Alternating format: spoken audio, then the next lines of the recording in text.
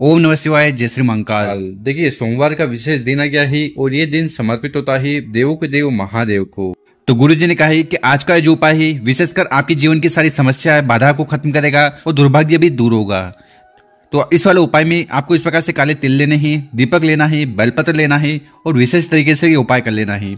गुरुजी ने कहा है कि इस उपाय करने के बाद आपकी कैसी भी समस्या हो, चाहे वो धन संपदा को लेकर हो, व्यापार को लेकर हो, नौकरी को लेकर हो या विवाह संपूर्ण नहीं हो पा रहा है, तो ऐसी कौन सी भी कामना है ना वो पूर्ण होने लगेगी।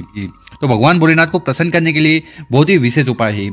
तो गुरुजी की कथा का सुनकर ही उपाय बताएंगे। उसके पहले इस वीडियो को लाइक कर दें और चैनल को अभी तक सब्सक्राइब नहीं किया है सब्सक्राइब जरूर करें, ताकि ऐसी शानदार जानकारी वाली वीडियो आपको हर रोज मिलती रहे। तो जानते हैं गुरुजी द्वारा बताया गया पहला उपाय। देखिए, विशेषकर इस उपाय को आपके जीवन के सारे दुर्भाग्य को खत्म करने के लिए करना है, समस्या को खत्म करने के लिए करना है, साथ ही साथ आपकी कोई ऐसी दिल की बात है, कामना है, उन्हें पूर्ण करने के लिए करना है।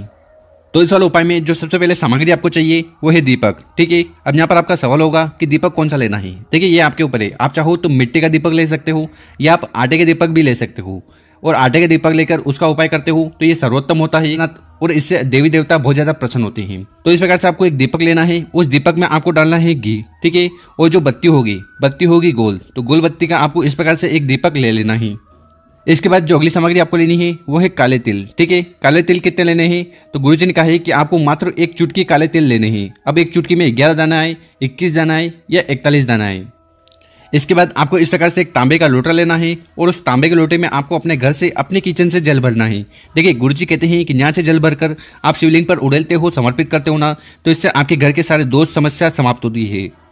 तो इस प्रकार से आपको इस सामग्री को लेकर पहुंच जाना है अपने घर के आसपास जहां पर भी शिव मंदिर है वहां।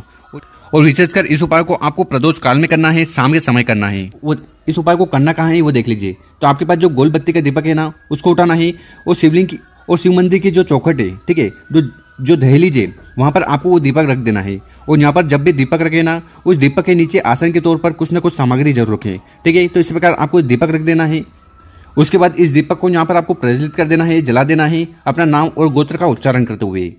इसके बाद आपके पास जो एक चुटकी काले तिल है ना उनसे हमें उपाय करना है। देखिए, काले तिल का उपाय जब भी आप करते हो ना तो इससे आपके जीवन की सारी समस्या, बाधा, परेशानी खत्म होने लगती है। तो आपको एक चुटकी काले तिल को उठाना है, अपने हाथ में रखना है। विशेषकर आपको तुम्रुका जी से प्रार्थना करना है कि हे तुम्रुका जी, हमारे जीवन में जो भी दुख, परेशानी, समस्या है, यह हमारा जो दुर्भाग्य है जिसके कारण हमारा कौन सा भी कार्य नहीं बन पा रहे हैं, वो समस्या खत्म हो जाए। तो इसे प्रार्थना करते हुए एक चुटकी काले तिल आपको इस जलते हुए दीपक में डाल देना है। तो इस प्रकार से आपको तुम्रुका जी के लिए विशेषकर ये उपाय कर लेना है।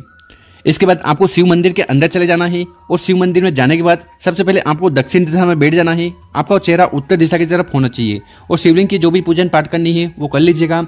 उसके बाद आपके पास जो एक जल का लोटा है जिसमें आप अपने घर से शुद्ध जल भर के लाए हो, उस जल के लोटे को उठाना है और धीरे धीरे कर पूरा जल आपको शिवलिंग के ऊपर समर्पित कर देना है। ओम नमः शिवाय, श्री शिवाय नमस्तुभ्यम इस मंत्र का जाप करते हुए यहाँ पर जल चढ़ाओगे तो जल बहता हुआ जलाधारी की तरफ से नीचे आएगा। तो यहाँ पर आपको अपना सीधा वाला हाथ रख लेना है। जल को अपने सीधे वाले हाथ में इकट्ठा कर उसको अपने कंठ पर लगाना है, मस्तक पर लगाना है तथा नैनों पर लगाना है, मतलब कि आंखों पर लगाना है। इससे आपकी हर प्रकार की कामना पूर्ण होगी।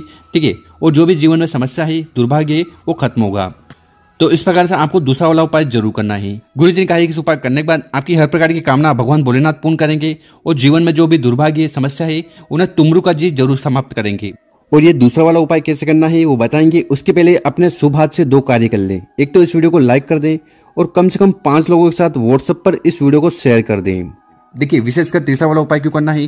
देखिए, अगर आपके घर में माता लक्ष्मी से जुड़ी समस्या आ रही है, धन संपदा बढ़ी नहीं रही है, कर्ज से बहुत ज्यादा परेशान हो रहे हो, तो उसके लिए आपको फिर जरूर करना चाहिए। तो इस वाले उपाय में जो सबसे पहले सामग्री चाहिए वो है चंदन। ठीक है, चंदन कौन सा लेना है, तो आपको लाल चंदन लेना है। कितना लेना है, मात्र एक चुटकी लाल चंदन लीजिएगा और फिर हमें उपाय करना है।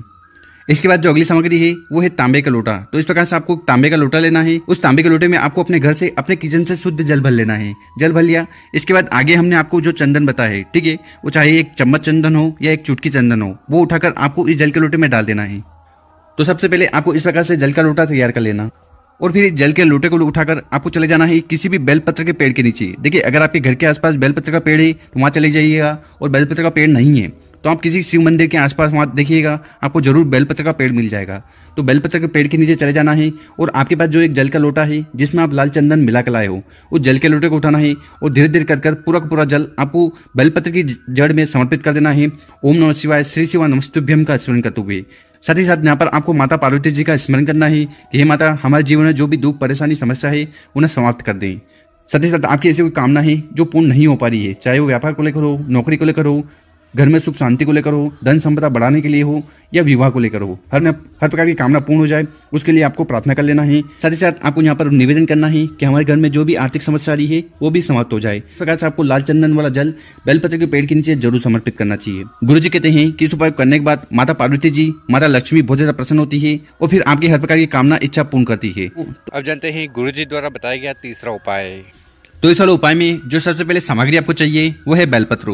तो आपको इस प्रकार से बेलपत्र लेने हैं। कितने बेलपत्र की जरूरत है? तो गुरुजी ने कहा है कि आपको गिन कर 5 बेलपत्र लेने हैं और जो 5 बेलपत्र लोना वो कहीं से खंडित टूटे फूटे नहीं होने चाहिए। इसके बाद जो अगली सामग्री आपको लेनी है वो है तांबे का लोटा। तो आपको इस प्रकार से तांबे का लोटा लेना है और उस तांबे के लोटे में आपको अपने घर से, अपने किचन से जल भर लेना है और फिर इन दोनों सामग्री को लेकर पहुंच जाना है शिव मंदिर। ठीक है, कब जाना है? गुरुजी ने कहा है कि ये वाला उपाय आप सुबह चाहो तो सुबह कर सकते हो, शाम को चाहो तो शाम को कर सकते हो, तो समय की कोई भी पाबंदी नहीं है। और शिव मंदिर में पहुंचने के बाद जो भी शिवलिंग की पूजन पाठ करनी है, जो भी सामग्री आपको समर्पित करनी है वो कर लीजिएगा। उसके बाद आपको दक्षिण दिशा में बैठ जाना है। आपका चेहरा उत्तर दिशा की तरफ होना चाहिए।